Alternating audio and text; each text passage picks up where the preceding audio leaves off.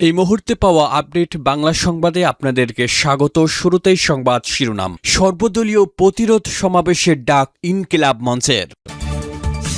এরপরে জানাবো, ওসমান হাদিকে গুলির ঘটনায় নির্বাচনে প্রভাব পড়বে না বলছে সিইসি। জানাবো, জাতীয় সংসদ নির্বাচন, আসিফ মাহফুজকে ঘিরে এনসিপিতে নতুন সমীকরণ।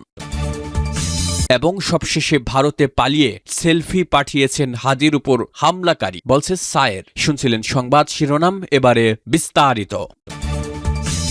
সর্বদলীয় প্রতিরোধ সমাবেশের ডাক ইনকিলাব মঞ্চের। শরীফ ওসমান হাদির উপর হামলার ঘটনায় সর্বদলীয় প্রতিরোধ সমাবেশের ডাক দিয়েছে ইনকিলাব মঞ্চ। রোববার 14 ডিসেম্বর রাতে এভার কেয়ার হাসপাতালের সামনে আয়োজিত জরুরি সংবাদ সম্মেলনে কর্মসূচি ঘোষণা করেন ইনকিলাব মঞ্চের সদস্য সচিব আব্দুল্লাহ আল জাবের। তিনি জানান, সোমবার শহীদ মিনারে ফ্যাসিবাদ বিরোধী ও দেশপ্রেমিক রাজনৈতিক দলগুলোকে নিয়ে এই সমাবেশ অনুষ্ঠিত হবে। ভারতপন্থী কাউকে এতে আমন্ত্রণ জানানো হয়নি। সংবাদ সম্মেলনে তিনি আরও জানান, ইনকিলাব মঞ্চের মুখপাত্র শরীফ ওসমান হাদিকে উন্নত চিকিৎসার জন্য বিদেশে পাঠাতে এয়ার অ্যাম্বুলেন্স ভাড়া করা হয়েছে। মঞ্চের কর্মী ও হাদির পরিবার মিলে প্রায় অর্ধ কোটি টাকা ধার করে এই ব্যবস্থা করেছেন এবং এখনও পর্যন্ত সরকারের কোনো সহায়তা নেননি। চিকিৎসকদের মতে পরিবার বা রাষ্ট্র চাইলে তাকে বিদেশে নেওয়া সম্ভব। আব্দুল্লাহ আল জাবের অভিযোগ করেন, হাদি দীর্ঘদিন ধরেই হত্যা হুমকির কথা জানিয়ে আসছিলেন এবং এ বিষয়ে ভিডিও করা হয়েছিল।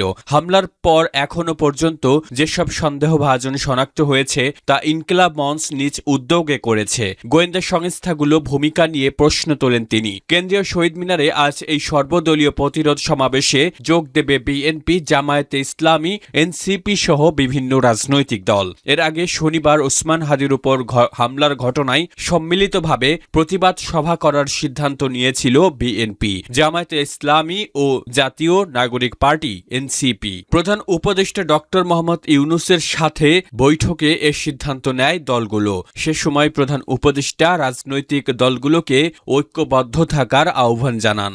ওসমান হাদিকে গুলির ঘটনায় নির্বাচনে প্রভাব পড়বে না সিইসি। ইনকিলাব মঞ্চের মুখপাত্র ও ৮ আসনের সম্ভাব্য সংসদ সদস্য প্রার্থী শরীফ ওসমান হাদির উপর গুলির ঘটনায় নির্বাচনে কোনো প্রভাব পড়বে না বলে মন্তব্য করেছেন নির্বাচন কমিশনার এএমএম নাসির উদ্দিন। তিনি বলেছেন, মাঝে মাঝে দু একটা খুন খারাপি হয়, ওসমান হাদির উপর হামলা বিচ্ছিন্ন ঘটনা।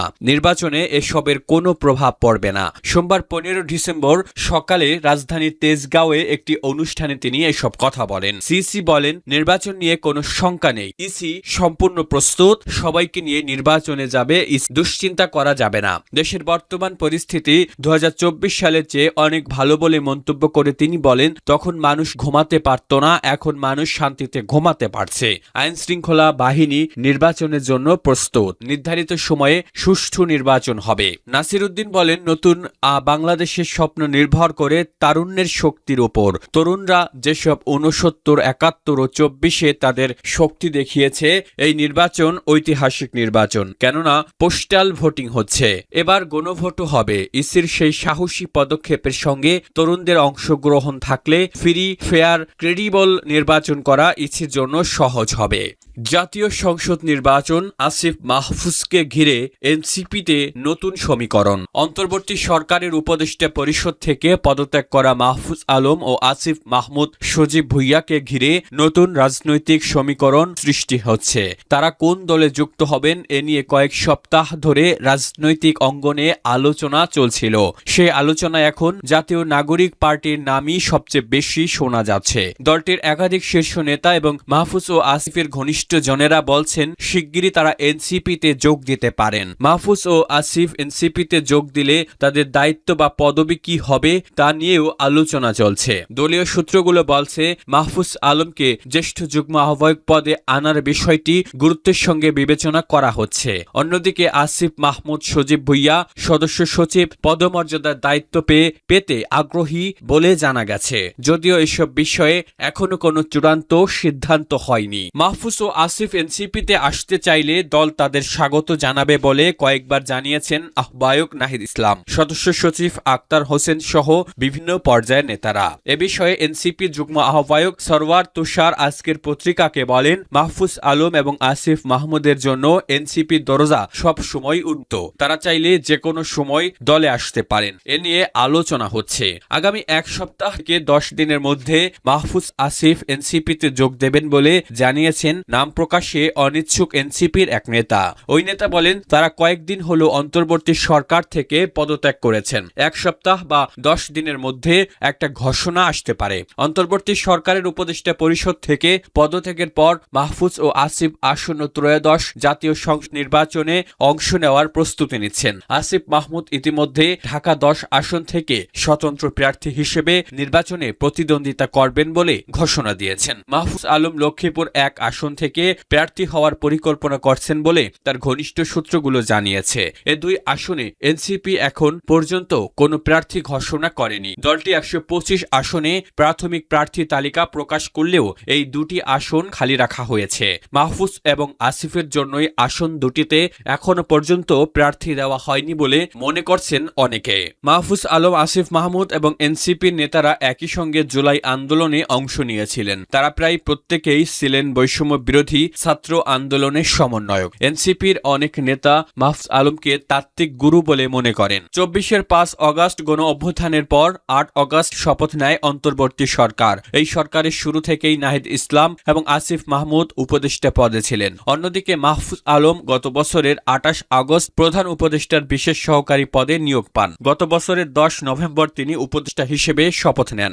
ভারতে পালিয়ে সেলফি পাঠিয়েছেন হাদির উপর হামলাকারী, বলছে সায়ের। ইনকিলাব মঞ্চের আহ্বায়ক ও ঢাকা 8 আসনের সম্ভাব্য স্বতন্ত্র প্রার্থী শরীফ ওসমান হাদিকে হত্যার উদ্দেশ্যে গুলি করা ফয়সাল করিম মাসুদ ওরফে দাউদ খান ভারতে পালিয়ে গেছেন বলে আগেই দাবি করেছেন আল জাজিরার প্রবাসী বাংলাদেশি সাংবাদিক জুলকার নাইন সায়ের। এবার আরেক দাবি করলেন তিনি। রোববার 14 ডিসেম্বর দিবাগত রাতে এক ফেসবুক পোস্টে তিনি বলেন, ভারতে পালিয়ে সেলফি পাঠিয়েছেন হাদির উপর হামলাকারী ফয়সাল করিম মাসুদ। সায়ের লেখেন, ইনকিলাব মঞ্চের সংগঠক ওসমান হাদিকে হত্যার উদ্দেশ্যে গুলি করার ঘটনার সাথে জড়িত শুটার সাবেক ছাত্রলীগ নেতা ফয়সাল করিম মাসুদ ওরফে দাউদ খান এবং তার সহযোগী মোটরবাইক চালক আলমগীর হোসেন গতকাল সন্ধ্যায় ময়মনসিংহের হালুয়াঘাট সীমান্ত পাড়ি দিয়ে ভারতে প্রবেশ করার পর জাহাঙ্গীর কবির নানকের পিএস মোহাম্মদ মাসুদুর রহমান বিপ্লব ফয়সাল করিম মাসুদকে এই ভারতীয় নাম্বারটি জোগাড় করে দেন বলে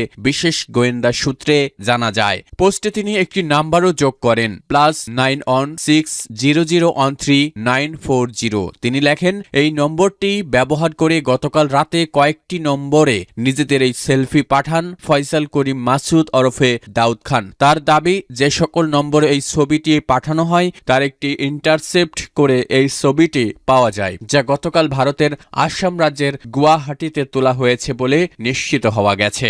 এদিকে প্রধান উপদেষ্টার প্রেস উইং জানিয়েছে, অত্যন্ত সংকটাপন্ন ওসমান হাদিকে উন্নত চিকিৎসার জন্য সোমবার দুপুরে একটি এয়ার অ্যাম্বুলেন্স সিঙ্গাপুরে নিয়ে যাবে। ওসমান হাদির চিকিৎসা সংক্রান্ত সকল ব্যয় রাষ্ট্রীয়ভাবে বহন করা হবে জানিয়ে প্রধান উপদেষ্টার প্রেস উইং বলেছে, তার চিকিৎসা প্রক্রিয়া সার্বক্ষণিকভাবে পর্যবেক্ষণে রাখার জন্য সংশ্লিষ্টদের নির্দেশ দিয়েছেন প্রধান উপদেষ্টা।